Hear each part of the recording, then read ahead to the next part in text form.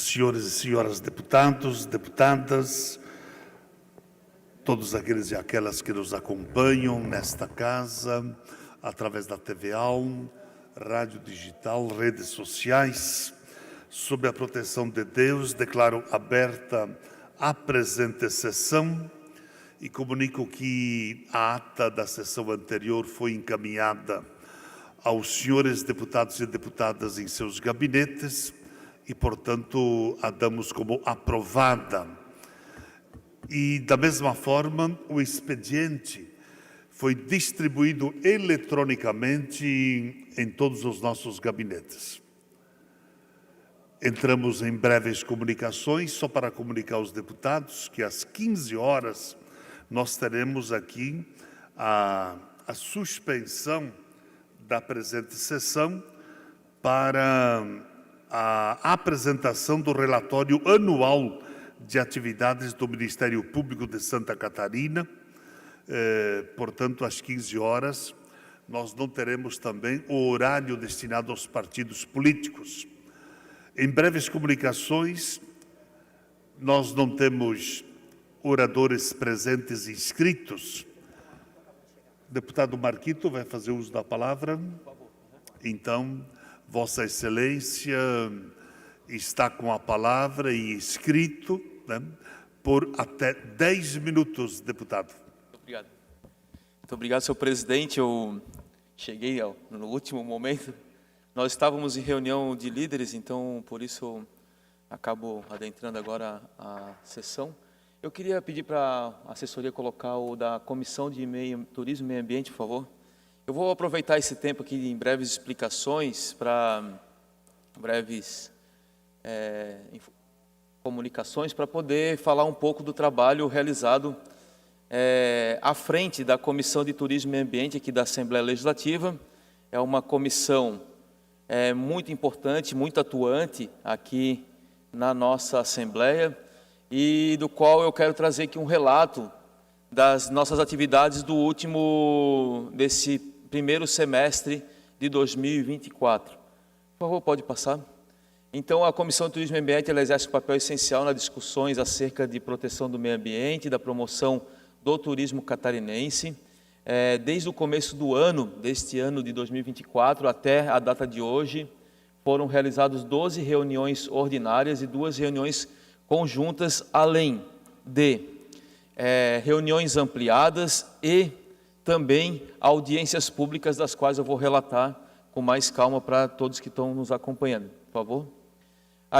A comissão ela teve presente nas 3 edições do Alesc Itinerante, que é uma atividade que a Assembleia Legislativa vem desenvolvendo para comemorar os 190 anos da Assembleia Legislativa, e nós realizamos atividades, então reuniões ordinárias e reuniões ampliadas nas edições de Blumenau, Joinville e Criciúma, sempre debatendo temas relacionados aos territórios das regiões estabelecidas, né? Pode colocar, por favor. Nós também apreciamos e analisamos esse conjunto de projetos de lei com a construção de parecer e também com a avaliação de voto de vistas dessas matérias de diferentes deputados como autores das matérias. Por favor, próximo. Aqui continua ainda o número de projetos de lei que essa comissão apreciou durante esse primeiro semestre. Continua, então é um conjunto de mais de 20 projetos de lei que tramitaram e que tiveram seus pareceres desenvolvidos. Aqui eu vou falar um pouco dessa audiência pública, que é a Rota de Turística Caminhos de Peaberu, um tema que já estava na casa, já sendo solicitado tanto por integrantes de setores do turismo da região norte do estado de Santa Catarina, quanto aqui da região da Grande Florianópolis. Foi uma audiência pública muito debatida e que saiu com um consenso sobre os caminhos de Peaberu, no sentido da inclusão de municípios que estão solicitando o ingresso dos seus municípios dentro de rotas turísticas dos caminhos de Peaberu. Nós realizamos uma audiência pública sobre soluções sustentáveis para as emergências climáticas na região do Alto Vale do Itajaí. Essa audiência pública ela aconteceu lá em Rio do Sul, em parceria com o Instituto Federal de Santa Catarina, e teve aí participantes, integrantes da EPAGRE, teve integrantes da FETRAF, que é a Federação dos Trabalhadores da Agricultura Familiar, também das universidades do próprio Instituto Federal de Santa Catarina, bem como representantes de agricultores e agricultoras familiares, também ecologistas e trabalhadores do setor de meteorologia, que apresentaram um pouco das dificuldades e dos limites climáticos, mas apresentando também soluções, como, por exemplo, o Sistema de Plantio Direto de Hortaliças, o SPDH, como uma tecnologia catarinense, desenvolvida há muitos anos aqui pela EPAGRE, e que é uma solução para tratar desses assuntos de proteção do solo na propriedade dos pequenos agricultores do nosso estado, né? Pode passar o próximo. A gente também desenvolveu aqui a audiência pública sobre poluição das praias, em especial as causas da poluição das baías norte e sul da região da Grande Florianópolis, que envolve os municípios de Florianópolis, Palhoça, São José, Biguaçu e Governador Celso Ramos. Aconteceu no Instituto Federal de Santa Catarina também, aqui na área continental de Florianópolis, no núcleo de Coqueiros. Teve a presença da CASAM, a presença da Universidade Federal de Santa Catarina, a presença das associações e de pescadores e pescadoras da região da Grande Florianópolis, também representantes de associações de moradores, e teve um debate fundamental sobre a ausência e o baixo índice de tratamento de esgoto na região desses municípios, afetando diretamente as baías norte e sul, que hoje ainda é o maior polo produtor de ostras e mariscos do Brasil, onde é exportado e é levado a todos os estados brasileiros, a produção que acontece aqui no nosso estado, e que precisa da qualidade ambiental dessas baías, que cada vez que passa, cada ano que passa, perde qualidade ambiental, perde balneabilidade nas praias, mas também perde áreas que são zoneadas para o cultivo desses moluscos, e trazendo um prejuízo econômico, social, ambiental e de qualidade de vida que a gente precisa avançar. A audiência pública demonstrou que a CASAM ela tem avançado na melhoria dos seus equipamentos, mas também demonstrou que ainda em muitas áreas onde tem coleta de esgotamento sanitário, tem um alto índice de não ligação das residências, dos condomínios, dos prédios nesses tratamentos. Nós temos índices como, por exemplo, em regiões supernobres, como a região da Beira-Mar Norte, onde quase 80% das residências não estão conectadas com a coleta de esgotamento sanitário. Então, essas águas acabam indo para a rede pluvial, e a rede pluvial carreando até essa região, aumentando muito a sedimentação, a poluição, coliformes fecais, mas também outros poluentes dessas baías. E a gente encaminhou um grupo de trabalho que vem já se encontrando para avançar junto com o Tribunal de Contas, Ministério Público do Estado, Tribunal de Justiça, universidades, entidades representativas, EPAGRE, CASAM, para que a gente consiga ter um plano estratégico da região metropolitana da Grande Florianópolis em relação ao tratamento de esgotamento sanitário, tendo em vista que isso pode ocasionar um grande colapso da qualidade ambiental e dessas águas, e trazendo prejuízos irreparáveis para a região, né? Pode passar o próximo. Aqui estão muitos encaminhamentos das audiências públicas anteriores, né? Nós, antes desse semestre, no ano passado, nós fizemos audiência pública em relação às barragens do Alto Vale do Itajaí, a audiência pública das barragens de São Roque, ali na região da Serra, indo para o Médio Vale do Itajaí, para o Planalto Serrano, a audiência pública do turismo de base comunitária, a audiência pública das escolas do mar, inclusive nós temos hoje 7 escolas do mar na região do litoral catarinense. Foi realizado um fórum dessas escolas, um diálogo com o Ministério do Meio Ambiente, e agora a gente também tem desenvolvido ações para ampliar essas escolas do mar como espaços de educação ambiental e formação de crianças, jovens e adultos para uma cultura oceânica, uma cultura em defesa do mar, mas também para criar, aí estabelecer critérios e aproximar as pessoas na parte pedagógica e educacional em relação ao ambiente marítimo. Também a audiência pública em relação à Lagoa do Peri, que desencadeou um processo no pagamento por serviço ambiental da própria Casan em relação à Lagoa do Peri, encontrou caminhos para um desequilíbrio ambiental que estava ocasionando a diminuição da qualidade da água, tendo em vista que a Lagoa do Peri, em Florianópolis, ela abastece mais de 120 mil pessoas de toda a região sul e leste da ilha, e que é a principal fonte de água doce potável da região de Florianópolis, né?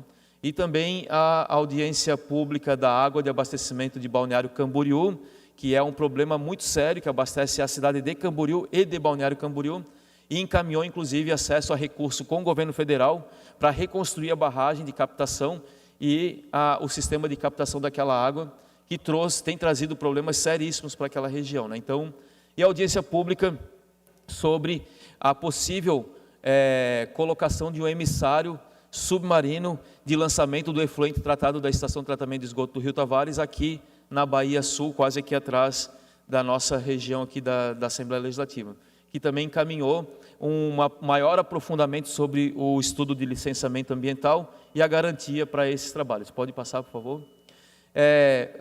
Pode ir passando, meu tempo está se esgotando. Nós realizamos também 3 seminários estadual de horta e compostagem em ambientes escolares, foram mais de 500 pessoas participando desse seminário, o seminário de regionalização do turismo em Chapecó e o seminário de regionalização do turismo aqui em Florianópolis. Pode passar? Aqui nós tivemos uma série de reuniões, eventos... Mais um minuto, deputado. Obrigado. Eu quero aqui também relatar essa série de reuniões, eventos e palestras que nós desenvolvemos. Também sempre no mês de junho, a comissão, ela realiza o mês do ambiente, inclusive com a utilização dos espaços da Assembleia Legislativa, envolvendo arte, cultura e a questão ambiental. Então, a gente sempre faz as mostras culturais nesse período.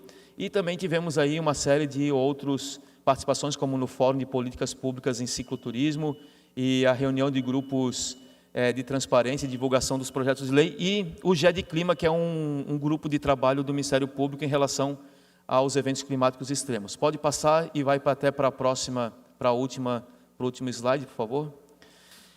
Nós temos atuado muito com a questão da defesa civil e, por fim, pode passar para a última, agradeço o tempo, eu volto aqui com mais tempo para falar um pouco das outras ações. Muito obrigado.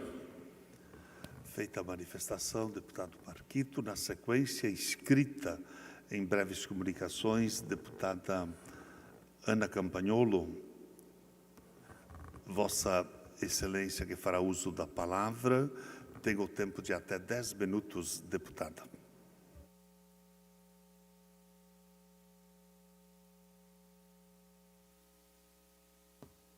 Senhores deputados, senhores pais, cidadãos catarinenses que nos ouvem em casa, esse momento é muito oportuno para falarmos sobre um projeto de lei catarinense que virou lei, ou seja, uma lei em vigor, que exige das escolas, nesta semana e na próxima, uma atitude ativa no combate à doutrinação.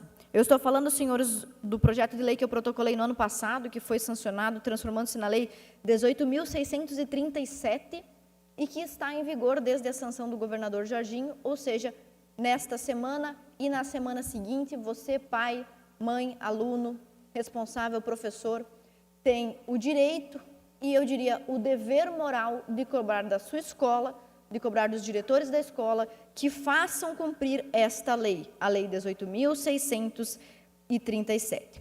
O que prevê esta lei? Que entre os dias 8 e 14 de agosto de todos os anos, as escolas falem sobre violência institucional contra a criança e adolescente. E o que é a violência institucional contra a criança e adolescente? É quando as instituições, quando os departamentos públicos, como por exemplo as escolas públicas, praticam algum tipo de violência, como por exemplo a violência psicológica contra seus alunos ou até contra professores, em virtude de religião, confissão religiosa ou posicionamento político. Ou seja, nesta semana, 1ª e 2ª semana de agosto, é seu dever moral como pai responsável cobrar da direção da escola do seu filho que se faça cumprir a Lei 18.637. Esta lei prevê, entre algumas das obrigações, que as escolas promovam seminários, debates, encontros, palestras, afixem cartazes, onde fiquem claros os direitos dos pais, das famílias e dos alunos. Coloca na tela, por favor. Quais são estes direitos que os pais têm? Informar e orientar professores, estudantes e pais ou responsáveis sobre os limites éticos da atividade docente.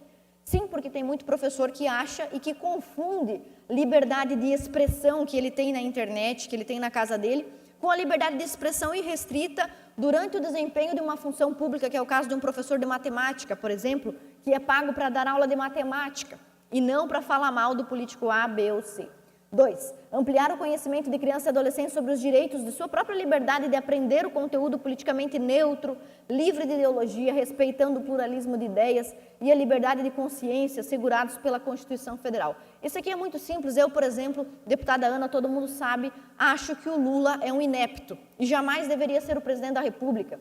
E eu sou professora de História. Nas minhas redes sociais e aqui na tribuna eu tenho todo o direito de dizer que, para mim, o Lula não presta como presidente da República. Mas se eu fosse professora de História, em atividade, como sou professora de História, e entrasse em uma sala de aula sendo paga, no meu salário sendo pago com o dinheiro, inclusive dos eleitores do próprio Lula e com o dinheiro de outros eleitores, eu não poderia, na sala de aula, dizer a minha opinião sobre esse inepto presidente. Terceiro, conscientizar as crianças e os adolescentes para reconhecimento da vulnerabilidade do educando e das atitudes a serem tomadas em caso de violação dos direitos. Ou seja, as escolas têm durante essa semana a obrigação de dizer para os alunos o que eles devem fazer se seus direitos forem violados. Informar os pais, os responsáveis sobre esses direitos, promover o acesso aos conteúdos programáticos das disciplinas para que os pais saibam quais são os conteúdos que os filhos têm que aprender. E conscientizar os professores de que no exercício de suas funções, olha só que interessante, eles devem respeitar outros seres humanos. Seria muito bom, muito obrigada, seria muito bom se não precisássemos dizer isso, né? Mas às vezes é necessário. E é essa a pergunta que nós nos fazemos: será que isso realmente é necessário, deputada? Será que nós precisamos dizer aos professores, aos diretores, aos coordenadores, aos funcionários públicos que eles servem ao público e não aos seus próprios interesses? Então, vamos a alguns casos que nós já estamos denunciando há anos aqui em Santa Catarina. Pode colocar na tela para mim, por favor. Olha só, uma menina de 16 anos e seus responsáveis estão processando o Estado de Santa Catarina por doutrinação em sala de aula. Ou seja, se essa família vencer esse processo, nós é que vamos ter que pagar por causa de um professor doutrinador. Pode colocar mais um, por gentileza. Nesse caso, o professor da escola de São João Bonifácio tenta doutrinar crianças dizendo que Bolsonaro é nazista e ladrão. E esse caso foi denunciado pela nossa deputada Júlia Zanato. Ele pode ter a opinião que ele quiser sobre o Bolsonaro, assim como eu tenho a minha opinião sobre o Lula, e aqui na tribuna eu posso dizer que ele não só é um inepto, como todas as outras coisas más que você pode pensar na sua cabeça. Mas aqui na tribuna ninguém é obrigado a me ouvir falar a opinião sobre o Lula. Você pode desligar a sua TV ou pode simplesmente não assistir a sessão.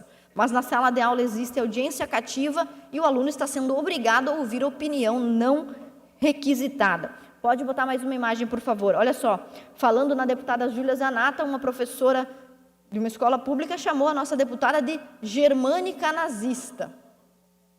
Eu nem sei se o sobrenome Zanata é alemão, eu acho até que é italiano, mas para você ver que o professor também não está preocupado com nada, ele só quer mesmo doutrinar os alunos. Pode colocar mais um, por favor. Professor do Rio do Sul fala que Bolsonaro armou para matar Marielle. O caso ocorreu em Rio do Sul, Alto Vale do Itajaí, durante uma aula online da disciplina de redação. Aí, se duvidar e fizer uma prova de português básico com esse professor de redação, ele não sabe, porque ele gastou o tempo dele aprendendo bobagem, né? Slide 6. Há cerca de 3 meses, pode colocar isso, por favor, mais um. Há cerca de 3 meses eu denunciei aqui uma professora, por favor, só um minuto.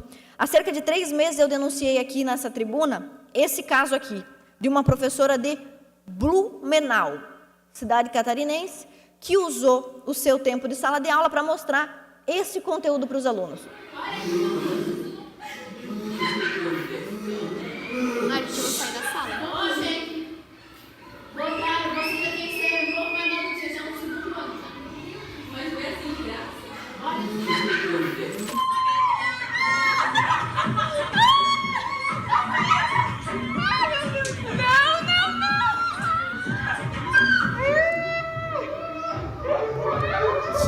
infelicidade nós termos que ver a bunda da professora. Não esperávamos por isso, não é? Pois é, essa professora fez isso, professora de escola pública, paga com nossos impostos, fez isso numa sala de aula. Já fazem isso nas escolas públicas de todo o Brasil, Santa Catarina também. Essa professora, inclusive, é reincidente.